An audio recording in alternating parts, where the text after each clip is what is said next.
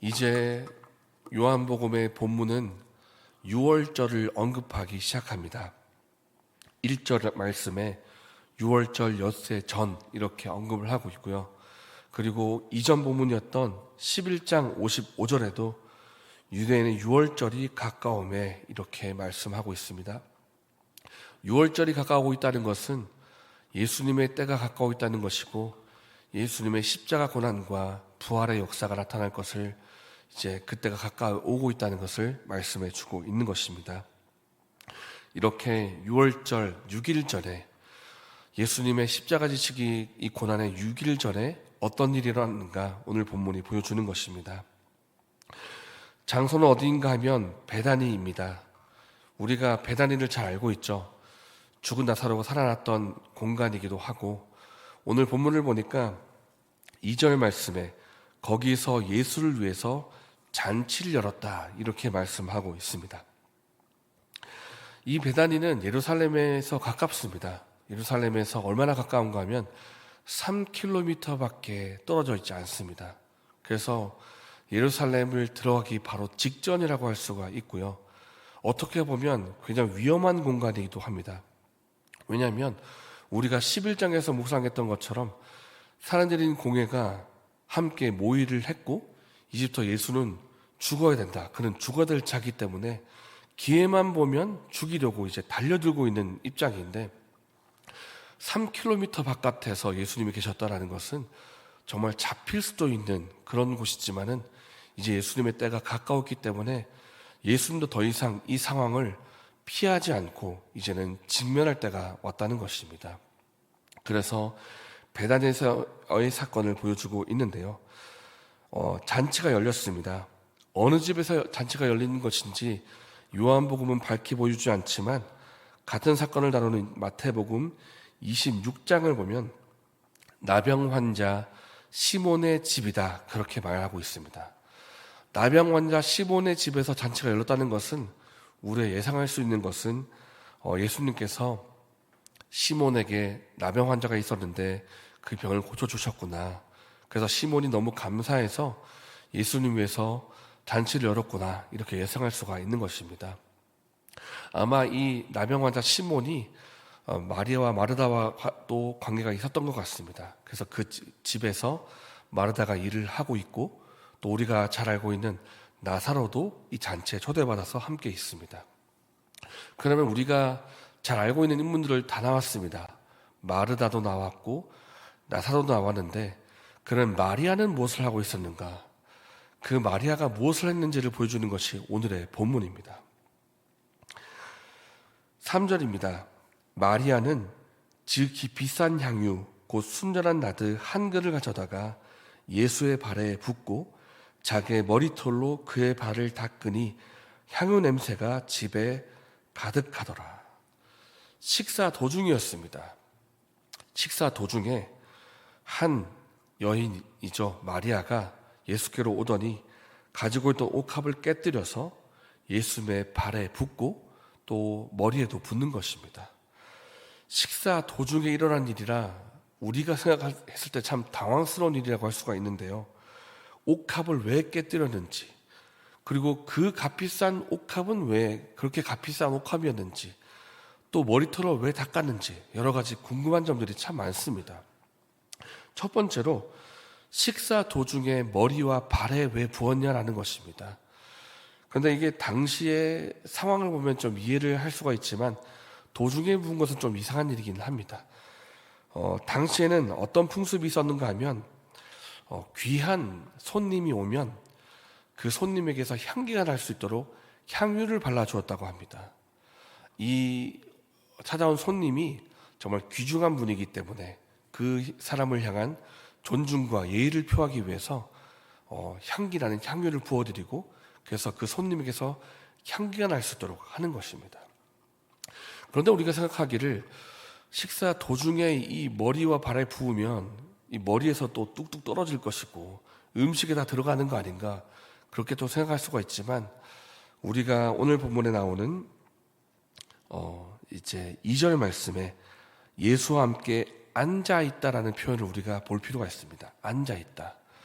우리가 보통 앉아있다라고 하면 지금 우리 의자에 앉는 것처럼 이렇게 의자에 앉아서 꼿꼿하게 허리를 편 것으로 생각할 수가 있겠지만은, 그 당시에 앉아있다라는 표현은 식사를 하기 위해서 비스듬히 누운 것을 말하는 것입니다. 그 당시에 식사할 때는 꼿꼿이 앉아서 먹는 것이 아니라 거의 반쯤 눕듯이 먹습니다. 머리는 식탁을 향해서 눕고 다리는 바깥쪽을 향해서 펴기 때문에 거의 반쯤 누운 자세로 밥을 이렇게 먹기 때문에 머리에 부어도 이것이 음식에 떨어지지 않는 것입니다. 그래서 이런 상황 속에서 이제 마리아가 예수님에게 향유를 발라드린 것인데, 그게 두 번째 의문입니다. 왜 이렇게 값비싼 향유를 부었는가 하는 것입니다. 5절 말씀 보니까 가롯 유다가 300데나리온을 언급하고 있습니다. 야, 이렇게 값비싼 향유를 왜 이렇게 허비하는가? 이것을 아꼈다가 차라리 가난한 사람에게 나눠줬으면 좋았을 뻔했다, 이렇게 말했는데 300데나리온입니다. 이때 한 데나리온은 일꾼이 일하는 하루 품삯을 말하고 있는데요, 300데나리온을 말하는 것은 우리 돈으로 말하면 약 3천만 원 정도 되는 돈입니다.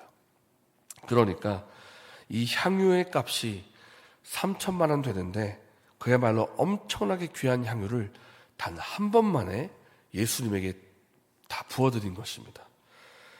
그런데 마리아는 이 값비싼 향유를 붓는 것도 모자라서 자신의 머리털을 가지고 예수님의 발을 닦아 드립니다. 여러분, 오늘날은 신발이 참 잘 발달했기 때문에 온 발을 감싸고 있고 또 통풍도 잘 되지만은, 그 당시에 신발이라는 것은 거의 끈에 가깝습니다. 그냥 발바닥 가릴 정도의 샌들 같은 것인데, 그렇기 때문에 그 당시에는 뭐 도로도 포장되어 있지 않은 그런 도로일 것이고, 그래서 그 당시에 발이라는 것은 사람에게 가장 더러운 부위 중에 한 부위입니다.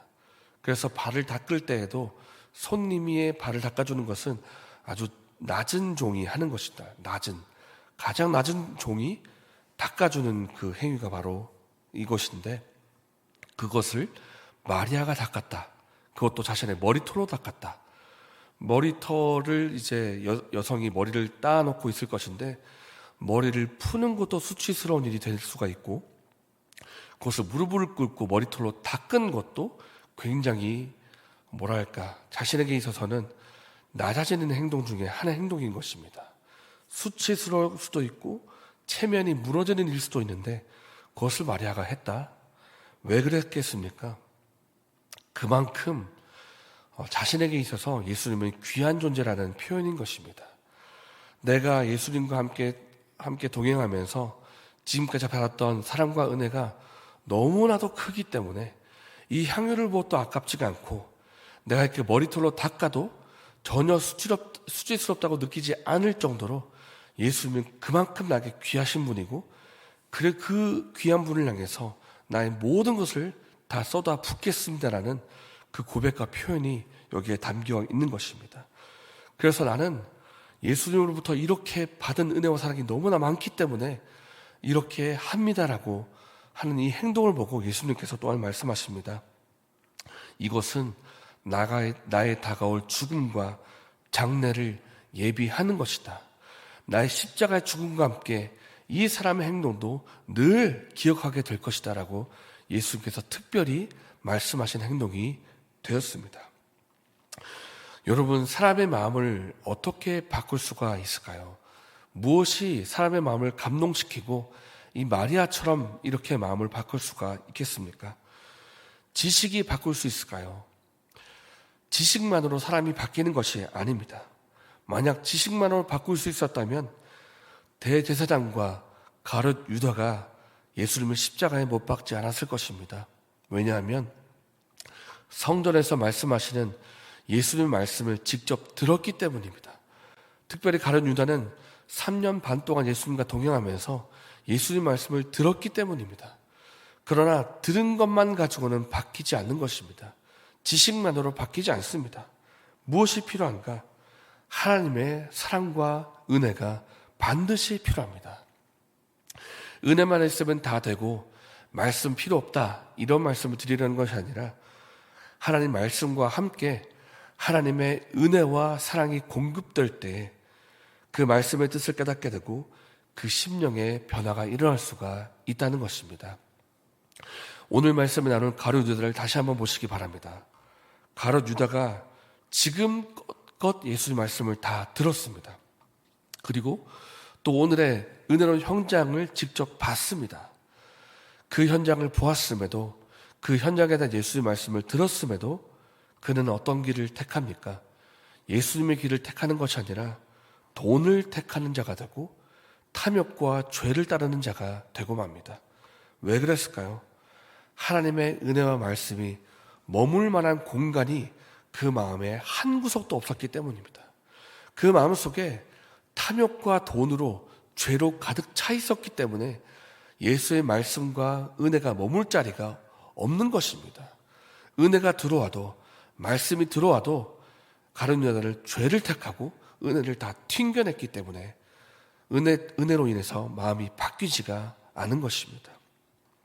그래서 우리 마음에 은혜가 머물 공간이 필요하고 말씀이 머물 공간이 필요합니다. 다시 말해서 은혜를 사모하는 마음이 필요합니다. 그래서 저 여러분의 마음에는 어떤 마음이 들어와 있습니까? 우리 마음 가운데 세상에 있는 것들이 들어와 있다면 그것을 다 비워달라고 기도합시다. 그래서 주의 말씀과 은혜가 머물 공간이 우리에게 있게 해달라고. 그래서 주께서 우리에게 은혜를 베푸실 때 그 우리의 마음속에 그 마음, 은혜의 말씀이 머물게 해달라고, 우리의 심령을 변화시켜 달라고 기도하면 좋겠습니다.